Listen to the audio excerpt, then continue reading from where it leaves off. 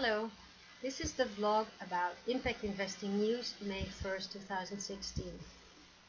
The blog is actually in Dutch, but with this vlog in English, I aim to open up the content because a lot of the articles and reports that I study are actually in English.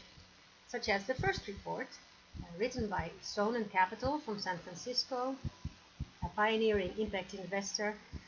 They developed a portfolio model which they presented at the World Economic Forum.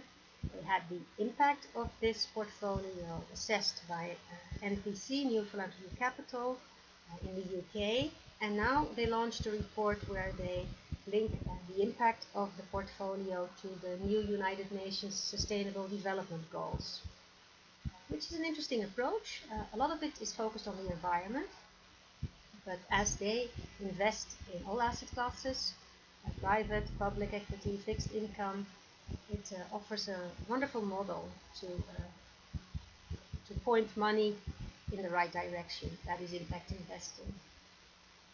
When I was reading their report, I thought that maybe it would be great if we had not only green bonds and sustainability bonds and vaccine bonds and charity bonds, but also sustainable development goal bonds, which would just by the number indicate what kind of impact they are achieving.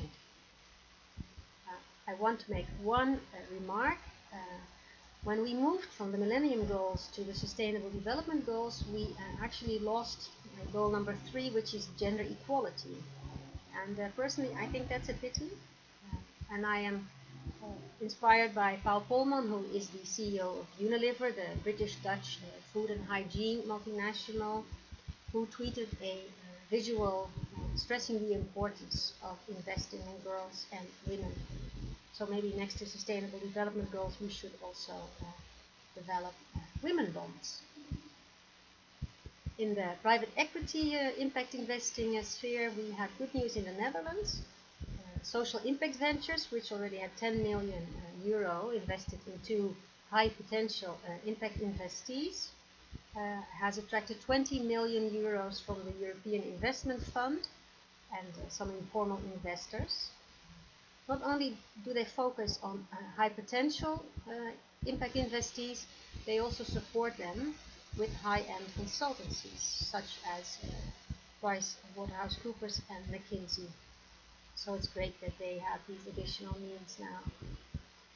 In the global impact accelerating field, the Global Impact Investing Network celebrated 7 years, 7 years in which they achieved a lot in the field of metrics, IRIS, the standards for impact reporting, and DEARS, of course, the rating system for investors to work out the impact of investments. They are doing a lot in the field of sharing knowledge and information, training people, but also they are entering a new era, and that's why I would like to quote Amit Puri, their CEO. There's no doubt that we are in interesting times in the evolution of the impact investing industry. We are in the thick of things, in the complex and gritty part of figuring it all out. At the GIN, we have expanded our focus beyond the why of impact investing, now increasingly supporting asset owners and managers on the how of impact investing practice, scaling, and effectiveness. Well, that's really good news, and I really can't agree more. I feel that when we're talking about inclusive impact investing, things are also moving rapidly.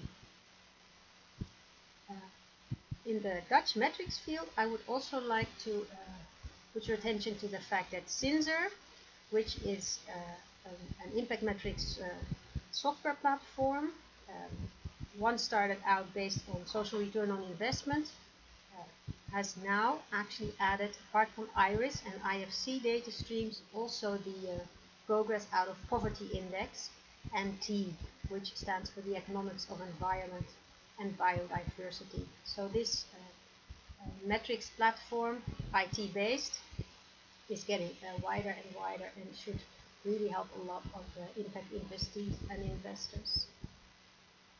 In the field of social impact bonds, we have very exciting work done in the city of Enschede. which is exploring whether they can organize a cross-border social impact bond with their neighboring city in Germany for locally unemployed people. And the Dutch Social Impact Bond Accelerator, supported by the Ministry of the Interior, has launched its first newsletter on health impact bonds. Not a lot of those around, so you might find that interesting. In the field of facts and figures, we have numbers from the Americas, not so much focusing on impact, but on alternative financing.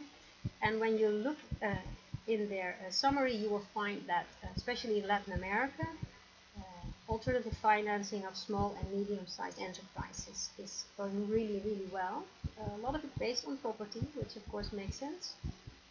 And other good news is that women are actually playing a big role in the acceleration of the market. It grew from 11 billion US dollars to 36 US dollars, so things are moving fast. And women are both active as investees and investors, so that's also very good news. That's it for this month. Hope you enjoyed the vlog. Hope you enjoyed the blog.